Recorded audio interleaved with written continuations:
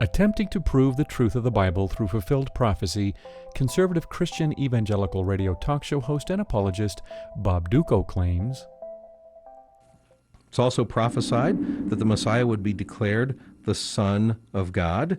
In Psalm 2:7 says, I will surely tell the decree of the Lord, and he said to me, Thou art my son, today I have begotten thee. Also in Proverbs 30, verse 4, it's prophesied that the Messiah would be declared Son of God. And of course, we see this in Scripture clearly, that that's what Jesus is declared to be and declares it himself. The psalm to which Dutko refers in no sense was a prophecy about a future Messiah. Psalm 2 was written for the coronation of a new king and echoes beliefs about kings which were common in the ancient Near East. Most cultures of that time believed their king, in some form, was divine. This can be seen most readily in Egyptian culture, where the pharaoh was seen as a god. In the monotheistic culture of Israel, however, the king himself could not be thought of as another divinity. He was instead believed to be anointed, the Hebrew Mashiach, from which we get the word Messiah, and in some sense adopted as a son by the God of Israel. Other passages from the Hebrew Bible also call kings of Israel son.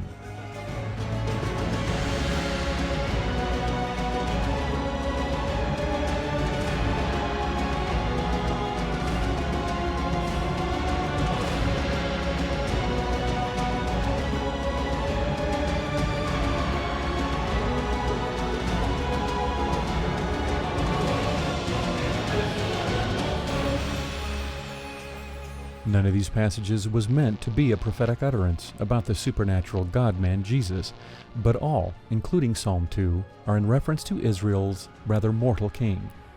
As is noted by Robert Bratcher and William Rayburn regarding Psalm 2:7, to which Dutko referenced as a prophecy regarding Jesus, in this verse the king himself speaks.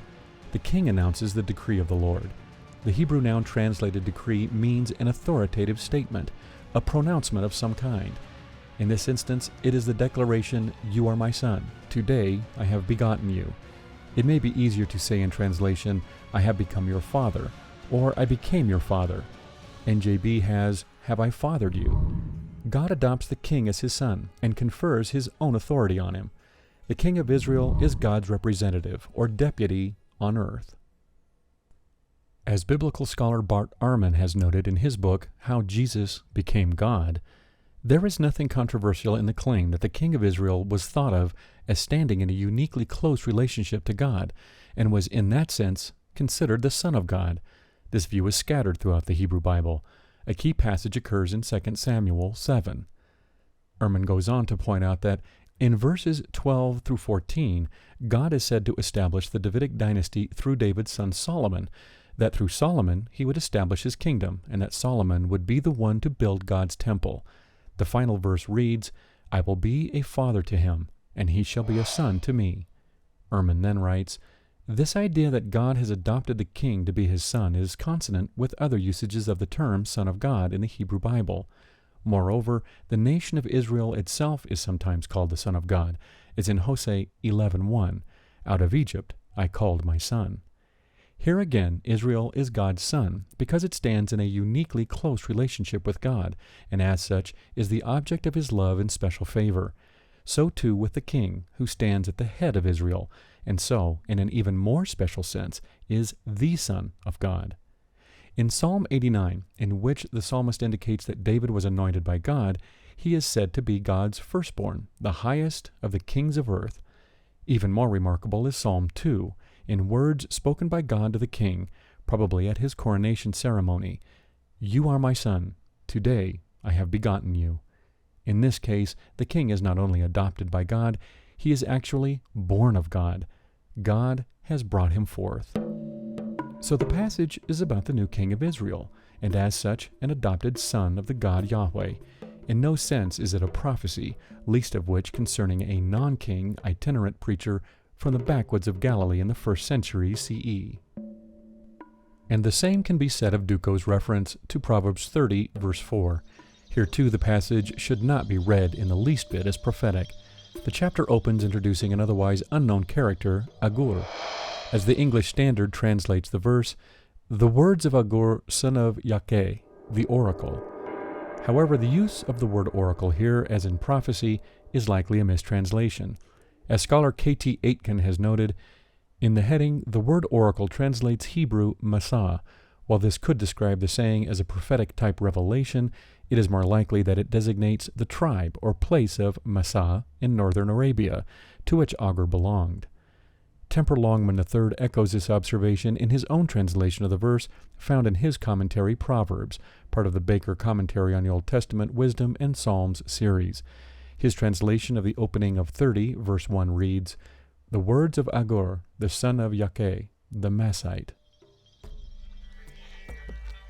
Here, there is no ambiguity, and clearly Agur is a person from the community of Masah. As Longman notes, the use of the word oracle would likely not be followed immediately in the next line by utterance. Thus, it is more likely that the Hebrew Masah was indeed a reference to a location or a tribe, and not to be understood in the context of a prophetic saying. The chapter opens with this Agur of Masah confessing his lack of knowledge about God. He then goes on to ask a series of questions based upon this professed ignorance. Aitken notes that Agur's words may be in part ironic, directed against the wise who professed a deep understanding of God and his ways. The rhetorical questions in verse 4, like those in Job 38 through 41, emphasize the inscrutability of God's ways. The verse reads, "Who has gone up to heaven and come down? Whose hands have gathered up the wind? Who has wrapped up the waters in a cloak? Who has established all the ends of the earth? What is his name? And what is the name of his son? Surely you know." You'll encounter Christian apologists asserting that the Son in question can only be in reference to Jesus Christ, for who else can do the same things ascribed to the Father? But where is their support for making such an assertion other than their preconceived belief in Jesus as God's Son? In the context of the Hebrew Bible, and away from the manipulative hands of the Christian apologist, answering what is the name of God's Son is quite easy. Armin has already provided the answer in pointing out that Israel itself was thought of as God's son in passages such as Hosea 11:1 and Exodus 4:22. To answer the questions from Proverbs 34 in their original context, the name of he who has gone up to heaven and come down, whose hands have gathered up the winds, who has wrapped up the waters in a cloak, and who has established all the ends of the earth, is Yahweh himself. Again, as Aitken explains, to ascend and descend to and from the heavens is a biblical and ancient Near Eastern motive for the arrogant attempt to attain knowledge of eternal truth and become like the gods. The ironic challenge at the end of verse 4 is to produce such a person.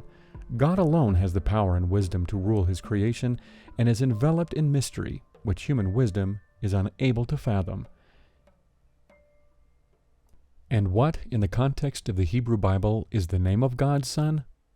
Israel. The passage is not stating that God's Son shares these same inscrutable characteristics with God. The Son is not understood as having gone up to heaven and come down, or gathered the winds, or wrapped up the waters, or anything else. That is the activity of God alone. The verse merely asks the name of the entity that can do these remarkable things and the name of this creature's son. It might be similar to listing the deeds of Abraham Lincoln and then asking who were his sons. There should be no confusion that simply by including Lincoln's sons in the question that they are to be thought of as accomplishing the same deeds as their father. Bruce Waltke, a Reformed evangelical professor of Old Testament and Hebrew who held professorship in the Old Testament at Dallas Theological Seminary, and one certainly not inclined to a liberal interpretation of the text, has noted, "The answer to what is the name of his son must be based upon the lexical foundation that in Proverbs, son always elsewhere refers to the son whom the Father teaches. In the Old Testament, the Lord brought Israel into existence and named his firstborn. The Septuagint reads his son as plural, his children, apparently interpreting his son as the children of Israel. This is also the interpretation in the Midrash, Yalkut Shimoni. If one object the answer Israel is derived from outside the wisdom tradition, note Agur's use of intertextuality, or relecture.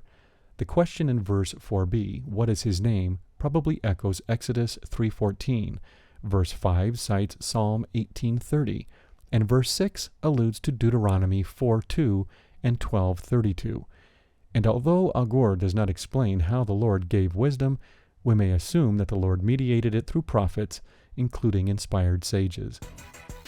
Simply put, Proverbs 30 verse 4 and Psalm 2 verse 7 are clearly not prophecy regarding a future Messiah, generally, or about Jesus specifically. They are misread by Christian apologists, both ancient and modern, who wish to invent fulfilled prophecy concerning their specific incarnated deity. When the thick filters of Christianity are removed from the verses and they are read in their pure native contexts, it is clear they in no way are prophetic forecasts of a future Messiah, and certainly not in reference to Jesus Christ specifically. Funding for this program was provided in part by Cody Seaton and from the generous contributions of other viewers like you via Patreon. Consider joining them at www.patreon.com/Bible Skeptic. Thank you.